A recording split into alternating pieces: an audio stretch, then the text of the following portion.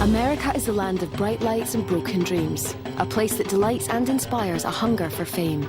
It's also a place that some people find hard to leave, even after death. My name's Gail Porter and I'm a skeptic. My name is Chris Fleming and I am a sensitive. It's my mission to investigate alleged sightings and hauntings of Hollywood ghosts. A sensitive can detect paranormal events beyond the range of the 5 senses. I wouldn't say I'm a non-believer, but I'm definitely a skeptic. Together, our mission is to investigate the dead famous. Our search for the spirit of Bette Davis would see us investigating a Victorian house full of secrets and spirits. Chris? Someone was sitting there kind of looking down like this. As soon as I opened, they looked at me like this and went right through the wall. Take us into the caverns and tunnels of the infamous Dungeon Walk. There was 2 knocks. I saw something behind you. You feel the temperature change?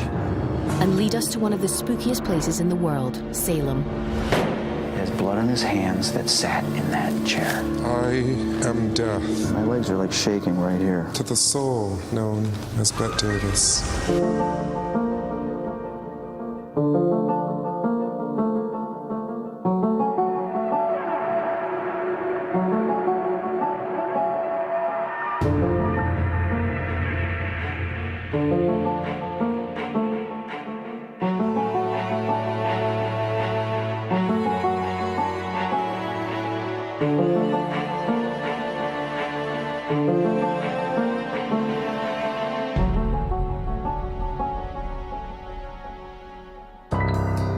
Bette Davis is often referred to as the First Lady of the American screen. A powerful and versatile actress, she had a reputation for being extremely difficult to work with. But that didn't hinder her career, which lasted over 60 years, won her 2 Academy Awards and the title of the 5th Warner Brother. The Bette Davis story starts here in Lowell, Massachusetts in April 1908. Her ambition and drive were evident from the very start, despite receiving many knockbacks from auditions for drama school and studio screen tests. But the young Bette Davis wasn't a quitter, and she eventually made her screen debut in 1931, aged 23.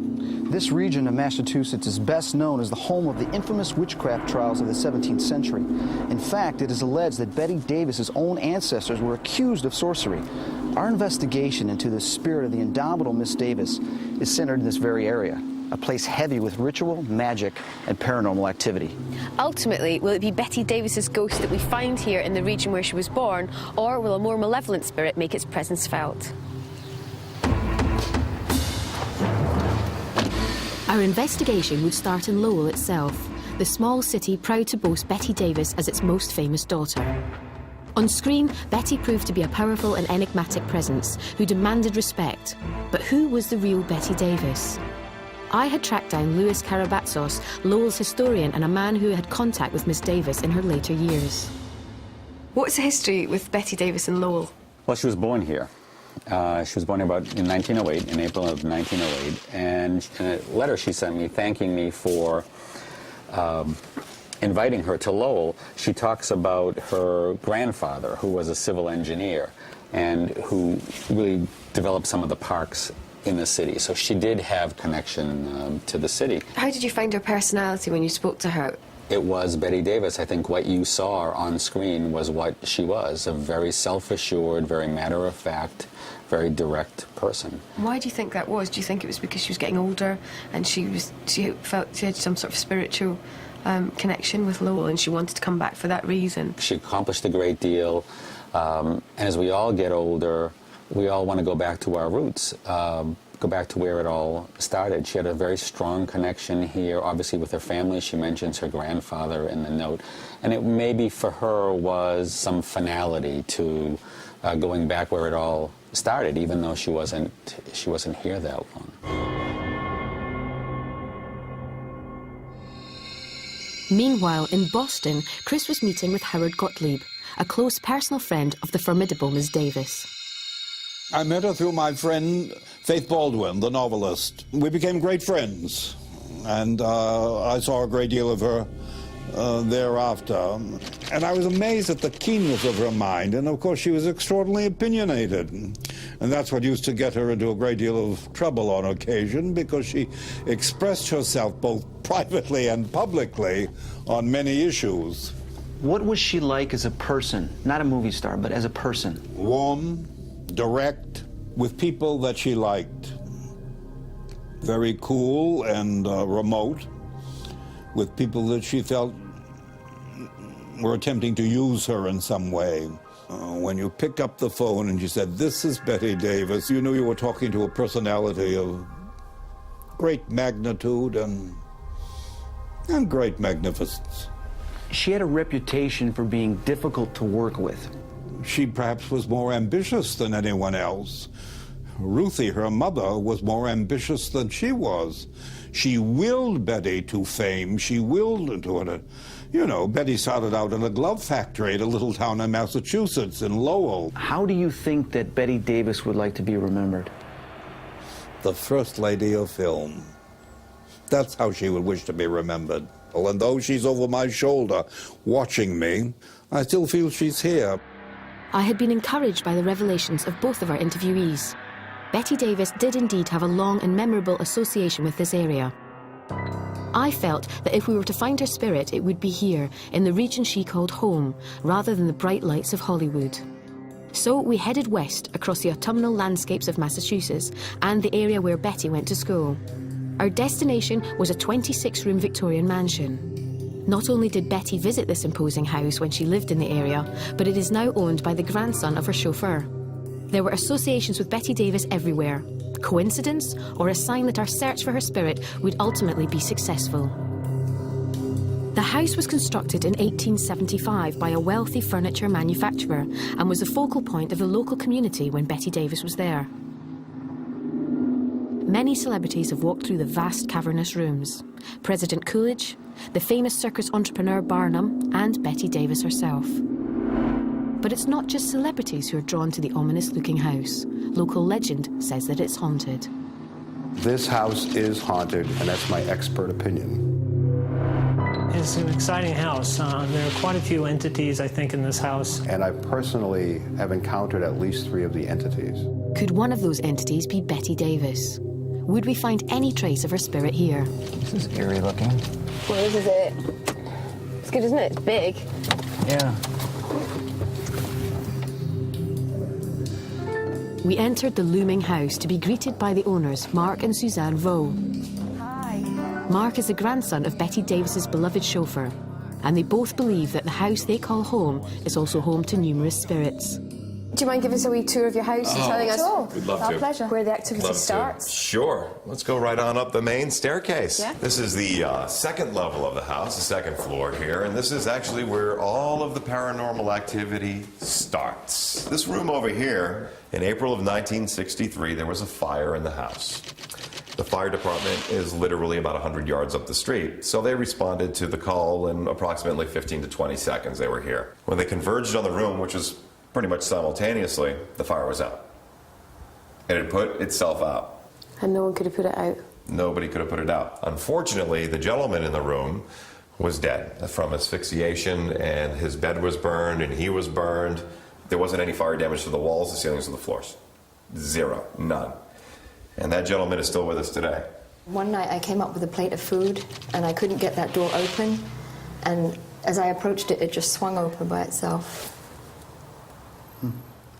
In this room over here is the former nanny's room. She was a servant, probably in the upper echelon of servants because she took care of the children in the 1800s. And this room is very, very active. The spirit, who we believe is the nanny, still likes to stay in that room quite a bit now. Her name is Maddie Cornwall. She was originally from Nova Scotia. But this room in here is also noted for its rocking chair that rocks with nobody in it.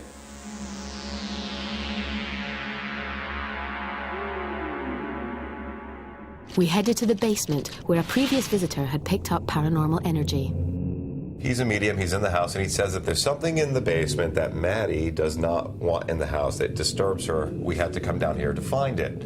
I said, well, what is it? And Suzanne was like, and where do we find it? He said behind the staircase there were mason jars and canning jars stacked. So not quite knowing what we're looking for, but knowing in a general vicinity where we're looking, Suzanne and I came down here, went through all the canning jars, tipped them over, looked through the boxes that they held them, tipped them, shaked them, you know, looked for trap doors, whatever the case may be, found nothing. Nothing was found. No. Not a thing. Until the next night, when I came back down and looked again. and had a canning jar that I went to move out of the way to keep looking. And on that canning jar was a label, and on the label was printed the word peaches, but peaches had been crossed off by somebody with a red pen, and above it was the date 1957. But on either side of peaches, printed on the label, were 2 Nazi swastikas. So I figured that this is what he was referring to. So I grabbed Suzanne, I grabbed the jar, we went outside. The minute that jar crossed from inside of the house to the outside of the house, a gust of wind lifted that label off. It dangled, disintegrated, and blew away. Really? Really, it was incredible. There was no doubt that the owners considered this place to be incredibly paranormally active. I wanted to investigate for myself, so as night fell, we descended the stairs into the gloom of the basement. Chris was using a tape recorder to try and pick up EVPs. Ah! You got cramp? Oh, there's something right here. What is it? It felt like a jab, just a jab. Oh, no, it's a kitchen. Pierce. A knife thing.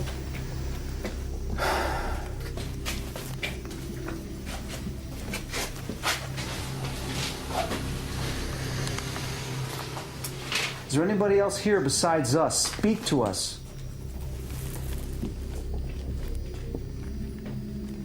Give us a sign that you occupy this home. It was at this point that Chris noticed his tape recorder switching on and off at random intervals. Was I supposed to do that? Look, now it's on again. Okay, I just turned it. Maybe there's something wrong with it. It's just like a little fault. So when It just went off again. You're getting that? You guys look. It's going off and on. Film it. Do it again. Turn this off again. Was that just machinery malfunctioning or something more sinister? I couldn't be sure. But what we didn't yet know was that the evening's events would lead Chris to a terrifying encounter. We had already experienced strange phenomena with Chris's tape recorder in the basement, but I wanted to move on. We moved upstairs to the second floor, where most of the alleged paranormal activity took place. Okay. This was what I was thinking.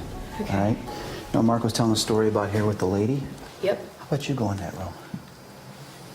All right? You sit in that room for a little while. Yeah. Now, we put a rocking chair in there. Okay. All right? Because remember the story about the chair rocking? Yep. Well, you sit in here, see if you can get that chair to move. I'm going to go in this room where the man is, and I'm going to put a candle in there and see if I can get him to blow it out. Okay, I'm already feeling something right now.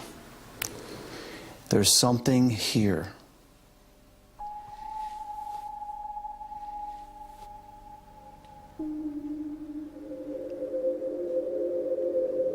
Can you give us a sign that you're here? Please blow this candle out to let me know, to acknowledge to me that you're here. I know you don't like fire. All right, I'm feeling anxiety right now. Blow out the candle, please.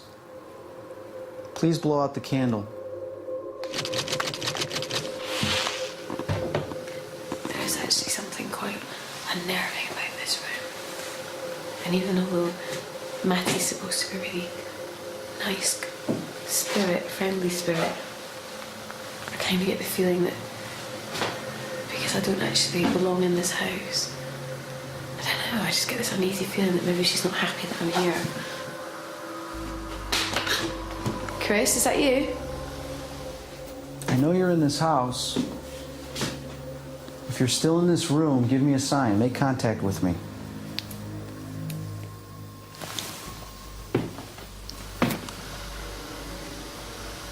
Right, there's no one out here. The door was definitely making a noise. Matty? If you can hear me, can you give me a sign of some sort? Everything creaks. Give us a sign. Either blow out that candle or make a noise. It's getting colder right by me. My hairs are starting to go on my head, on the back of my neck.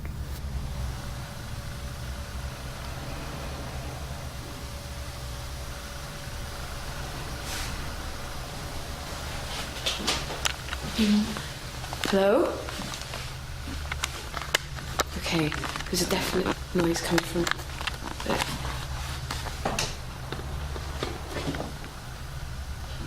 Hello? There's definitely a noise.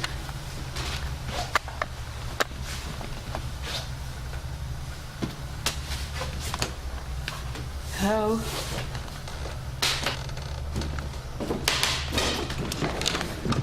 Chris? Is that you? What? Creaking around. No. Okay. There's a creaky floorboard, and then that freaked me out even more, and then I ran. Oh, so you got freaked out by the noise? Where's that go? It goes into another room. Okay, well, let's go in, all right? Okay. Let's go. Like.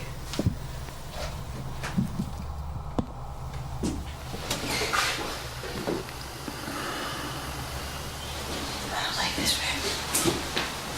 Spooky. Where's that go? What is it? Oh! What is it? What's wrong? What is it? See right there? See where that lamp is? Yeah. There was someone that was just sitting there when I opened it. They turned at me and went right through the wall. Someone was sitting there kind of looking down like this. As soon as I opened, they looked at me like this and went right through the wall. I mean, look at me. I mean, I'm shaking. Had Chris really seen an apparition? I wanted to see it for myself, so went down the stairs to take a look. Chris reckons he saw a ghost go through that wall there. Maybe he just saw an amalgamation of all this stuff here in the dark and thought it was a person, freaked himself out. Maybe. That's never happened before. That staircase incident. Startled the heck out of me. Oh, I don't think there's anything here. If there was... Oh, ouch. If there was something here, it's not here anymore. I'm quite proud of myself. I was disappointed that our night at the Victorian mansion had not given us contact with Bette Davis. We carried on with our journey. There was another place that I wanted to investigate. When Bette Davis was a child, she played in a place called Lynn Woods. Amidst the falling leaves of a New England autumn, located in the heart of the woods is Dungeon Rock. Dungeon Rock is a series of man-made tunnels and caves, accessed only by a rickety 20-step stairway. It is considered by local people to have huge paranormal significance. It is interesting to note that especially children and women seem to be afraid of the place, that about a third of the people that go in there immediately turn around and come right back out. Now, whether that's claustrophobia or whether they feel something down there, that would be their interpretation. Who or what is haunting Dungeon Rock? Bette Davis back to the woods she played in as a child? It seemed unlikely. It could be somebody's ghost. The ghost of the pirate is supposed to be here, and a lot of people were convinced that that was true. If it's Bette Davis, I don't know. I've never seen anything down there, but lots of people have. Well, this is it. Dungeon Rock. Good, isn't it? Yeah, intriguing. Do you feel anything at all? No, not yet. Why? Are we going in there? Yeah, we're going to go in there, and there's a 174-foot tunnel in the dark. Really?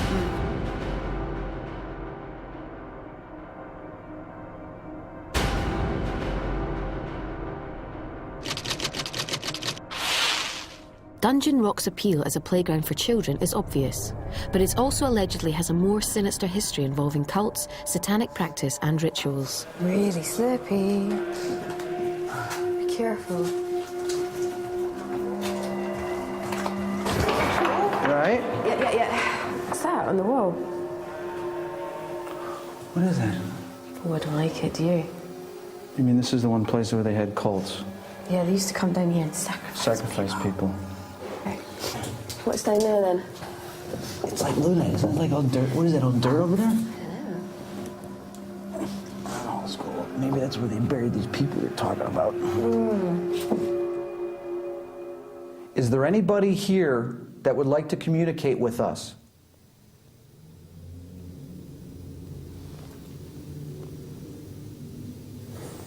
Wow. I just felt like a vibration. Like a, not a humming sound, but like a bassy sound. Like a like that type of thing.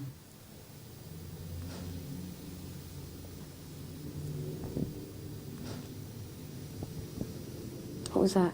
Who was that? There was 2 knocks. Prove that you're here. Make contact with us.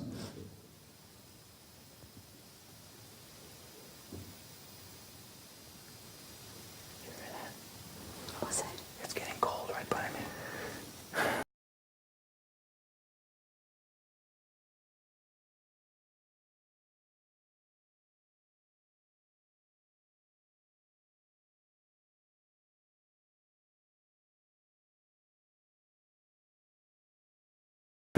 You feel the temperature change? Yeah. Wow. Hello, I know somebody's here. How you feeling up there? Okay. I feel a little bit edgy, like there's something behind me. Really? Yeah. Is there anyone here with us?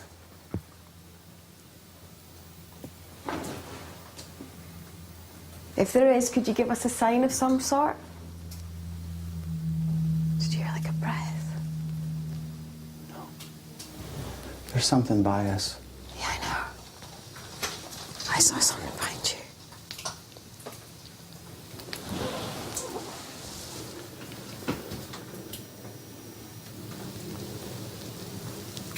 Your camera's gone out of focus. Okay, what was that? Is there a male spirit here? The back of my neck's just gone really cold.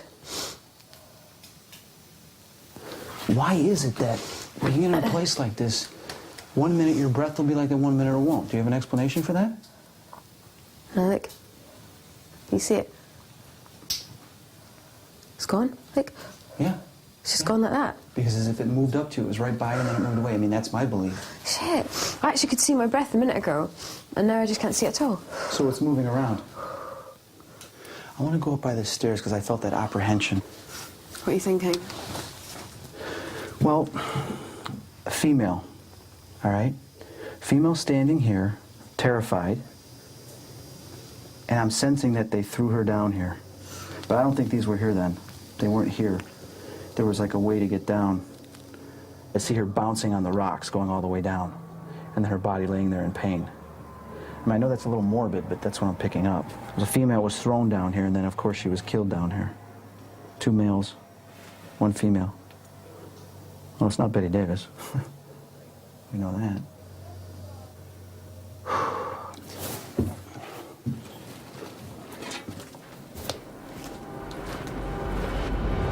When we look back at the tapes, we saw what appears to be a number of moving orbs. Orbs are believed to be the most common configuration pattern for the spirits of the dead. The sphere is considered the ideal vehicle for moving about and may represent 1 or more spirits or souls. But the final destination was the spookiest of them all, the home of witchcraft, Salem, Massachusetts. Salem, Massachusetts is a living legacy. It is the witch city, and it will always be branded as the witch city because it was paid for in blood, and nothing will ever change that. The infamous trials of 1692 gave birth to a heritage that Salem cannot deny. The religious intolerance of the late 17th century led to hundreds of people being tried for witchcraft. The devil came to New England. 21 men and women were killed, and they even say 2 dogs were hung for giving the evil eye. Salem is also a place where many people report a large amount of paranormal activity. The town is now a mysterious and mesmeric epicenter for tales of witches, ghosts and ghouls. It is alleged that Bette Davis' own ancestors were tried for sorcery in Salem. Would this tempt her to make a visit to the home of witchcraft after death? There are many haunted locations in Salem. There are haunted hotels that you can stay in, such as the Hawthorne. There are haunted restaurants to eat in, such as the Lyceum. There are haunted cemeteries and haunted streets, haunted houses, such as the Joshua Ward House. And these places all center around that energy vortex that is Salem.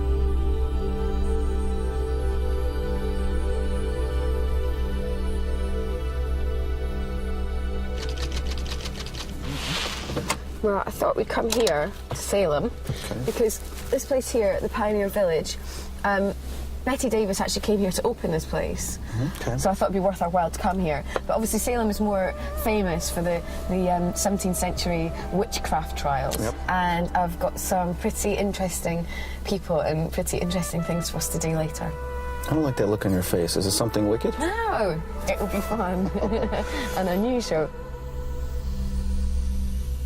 The Witch House, home of Judge Jonathan Corwin, is the only structure still standing in Salem with direct ties to the witchcraft trials of 1692. It's also a place where Bette Davis visited on a number of occasions on visits to Salem, attracted by its dark, macabre history. The Witch House consists of 4 rooms: a living room where the trials took place, a kitchen, and 2 bedrooms, one for the children and the other one for the judge himself. It now functions as a tourist attraction, but if the stories are to be believed, it's not only tourists that roam the creaking floorboards. The first time I went into the witch house, I was visiting Salem as a tourist. And I just felt this unearthly cold when I was in there. And one of the chairs I just looked at and it frightened me. There's a chair in there dated 1656. It's a great chair with arms and it's carved. And they have told me whoever owned that chair, or they sensed the man that was sitting in it, was very evil and may have sit in great judgment. And a woman the other day got so upset on my tour, she had to leave the room because she felt like she was choking and felt that if she didn't get out of there, something or somebody was after her. On one particular day, I was giving tours of this house, and on each tour, when I came up the stairs with my groups to come into the children's room to give the tours, I would enter in the room, and from the very beginning, I'd get a tightness in my chest and shortness of breath. So after each word that I spoke, it was getting harder and harder to breathe. I'd probably not spend the night in this house alone. And so we began our search for the spirit of Bette Davis in Salem at the Witch House.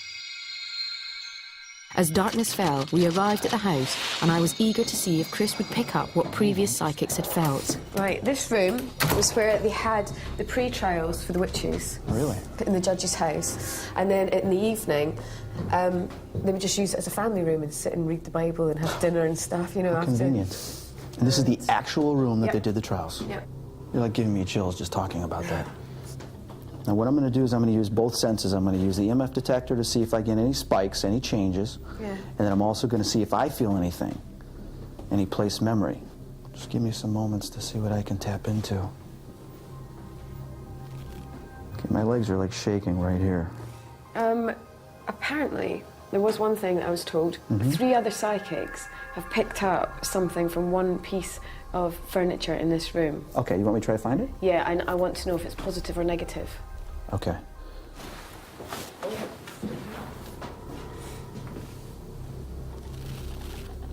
There's something about that dark chair, like something with a black cloak or something that I feel is associated with that. I don't like this chair. I'm feeling blood on the hands of whoever sat here. There's a secret with a man that has blood on his hands that sat in that chair. Okay, now you've been up here already, right? Yeah, and it's the 2 bedrooms. Master bedroom in there, children's bedroom in there. Let's go in there first. Do you want to go in here? Yeah. Okay. Definitely feel different up here than in that other room. Right when we walked in over here, lighter. My body tends to feel lighter. Tends to feel like tingly in the back. I'm just picking up a little girl with long brown hair. How old do you think she was? I'm not the greatest with ages, but height, in describing her to you, picturing her, I'd say she's about this tall. 4 or something? Okay. Speak to us. Give us a sign that you're here. She's over here now.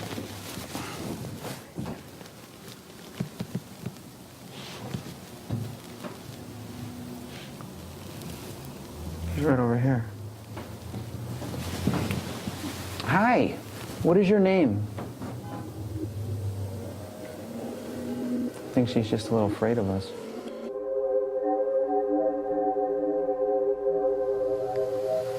It's a bit spooky. It doesn't feel horrible spooky. It just feels dark spooky. I wonder why Chris didn't feel lots of bad spirits in here.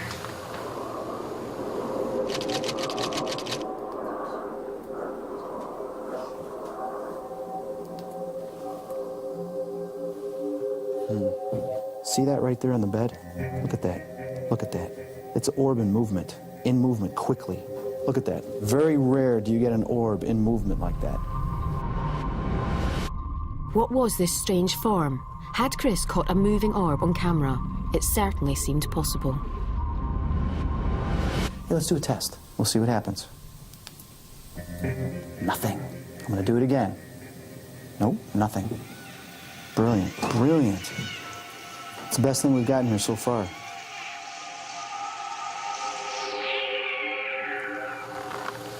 I would think that most of the evil spirits or bad or angry spirits would come to this room, but maybe they've moved on. Salem was proving to be a fascinating paranormal environment. Bette Davis' ancestors were allegedly tried for sorcery, and I was interested to find out how witchcraft in the 21st century worked. We set off for Gallows Hill, the place where they hung the accused in the 17th century. 30-year-old George has been training to be a witch for 4 years. When the High Witches of Salem consider that someone is ready to become an official witch, they take them to Gallows Hill, where they are initiated into the coven with an ancient ritual. Gallows Hill, as you know, is a very mystic spot. It's almost like a haunted wood of forgotten lore and lone. It's beautiful. People were intentionally murdered, even though they weren't witches. They were assumed to be witches, that those spirits would tend to haunt Gallows Hill centuries, years later. And it was amazing the amount of photographs I've gotten of ectoplasm and orbs very clearly up there. So there's a lot of ghosts still attached to Gallows Hill. This is a crossroads where 3 roads meet. Traditionally, witches have always met at crossroads. We are totally responsible for our actions, thoughts, and deeds. You've walked the path of earth, air, fire, and water, and I say welcome into this way of life. I present you with this feather of the Morrigan, the death crow. Fear not death. You've bought your own soul. May the Morrigan bless you with life, death, and passion. Fight brave and true for what's right. Do you accept this gift? I do. Send loaded be. I present you with the symbol of the soul. When you do magic, we all come from the singular source, leaving, dying, coming back. Take this.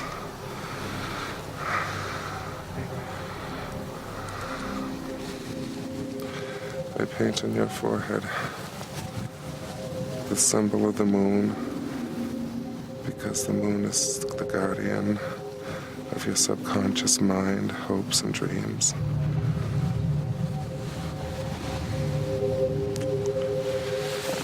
And over your heart, I paint the goblin star, the sign of our people, the 5 points of each element: earth, to air, to fire, to water, back to spirit. So let it be. Behold the god of the witches, Baphomet. For this night in your dedication, you will never be a sheep again following blindly some ministerial or clerical path, but you will be as the goat. Truly this night you are God. Bow to no man and kiss the symbol. And seeing you are born into the world, I wrap you. I welcome you, brother. Congratulations. I'm so proud of you. I really enjoyed that. Hard to be a witch. There's many different elements they have to this that I've never seen before. So I'm glad I got to see something like this, see a different side of how people live, and how people believe. But kind of a little bit eerie, too. A little bit eerie from the way I was raised and what I believe, but to each his own. I thought it was great. I love it. I'm going to be a witch now. Okay. All right, Gail, I'm really excited about this. Remember we were at the witch house last night? Yeah. I've got an orb that is in movement, which is very rare to get. Let me see. All right, see this strange anomaly right there? Well, this is exciting because we're seeing movement here. That's unusual. We've not had that before. No, there it is. But you didn't get the feeling that Bette Davis was in that house? No. Well, I've actually arranged for the next part of our investigation for us to go to a very haunted restaurant called the Lyceum, and we're going to try something new. New? Yes, it's called necromancy. The Lyceum restaurant holds a special place in Salem's witch heritage. Built on the site of an old apple orchard, it is the building where Bridget Bishop lived, the first witch to be executed. It seemed a good place to use the ancient art of necromancy to try and establish contact with Bette Davis. I think the Lyceum is probably one of the most haunted places in Salem. Sometimes the lights flicker on and off, and sometimes people hear voices, and a lot of the people are convinced that it is, in fact, Bridget Bishop. Once in a while, you have the apple blossom smell, which tends to pervade the building, and that's another sense of her spirit.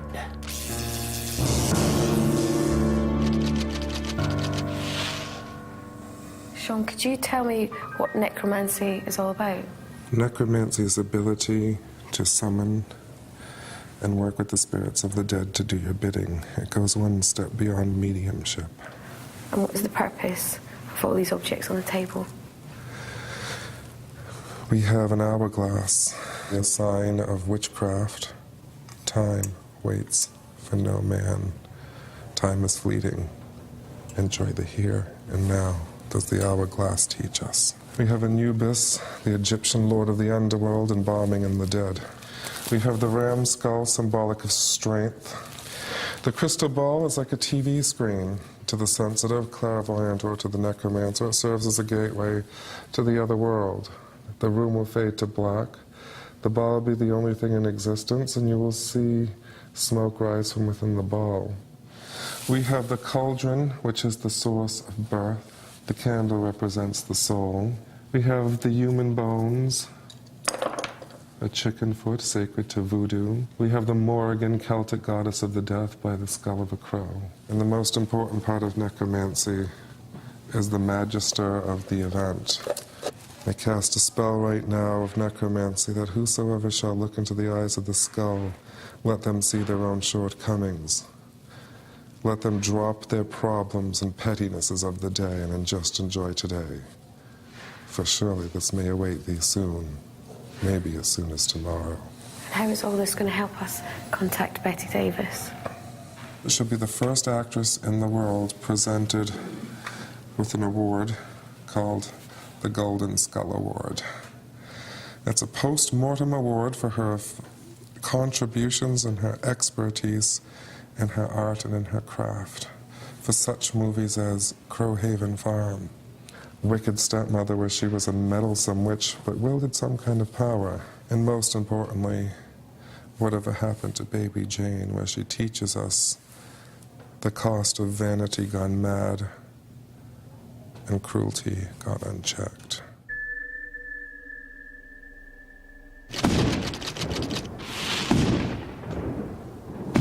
I am death.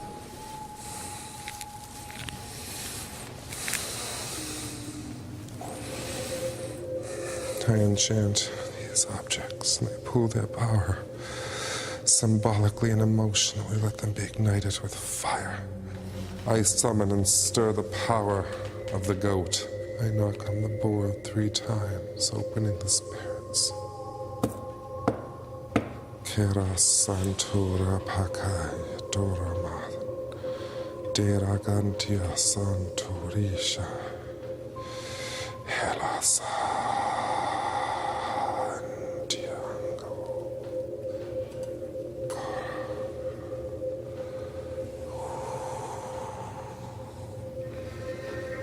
I give an offering to you of honey mixed with belladonna. Feed both the living and the dead with my holy offerings. I conjure the spirit that's left within this shell to give a message to Miss Davis And if it's her will, bring her here. Let my lips touch the lips of death. Brother, work your bidding with me. As we get ready to present Bette Davis with something fun and beautiful, I burn this in your name, through the smoke and through the fire. We give to you what you desire. You stand head and shoulders above your competition, both in life and in death. By the holy rites of Hecate, by the power of Banal, we look for your face in flame and smoke. To the spirit, an eternal flame. To the soul, known as Bette Davis, this award is eternally now in your possession. May your works never, ever be forgotten. So it is spoken, so it is now done. As far as Chris and I could tell, there were no visible signs that Bette Davis had responded to the necromancy. We had felt no cold rushes of air, no unexplained orbs, and we hadn't picked up any EVP. But perhaps that is not the intention of the ritual. What I did know was that it had been an intriguing and unsettling experience, even if Bette Davis hadn't returned for one last curtain call. As we prepared to leave Salem, Chris and I met up to discuss how the investigation had been. Well, we're done with the investigation. So how do you think we did? I really enjoyed this trip. I think it's been my favourite so far because it's been really unusual. Yeah. You know, the sorcery and the rituals, and we learnt lots and we met some really great people. But I'm convinced that we didn't get Bette Davis. I'd agree with you on that, except I did get an EVP at Dungeon Rock. It's not Bette Davis. You know that. No, it's not Bette Davis. You know that. Yeah, that was a really good one as well. Yeah, but whether so it's Bette Davis or you not, and we the don't know. cameraman, and there's nobody else there, and it's definitely a female voice, and it does definitely sound like someone saying, "I'm sorry," right after you said that. Now, whether that's Bette Davis' voice or not, we'll never know. Like to think so, maybe. Yes.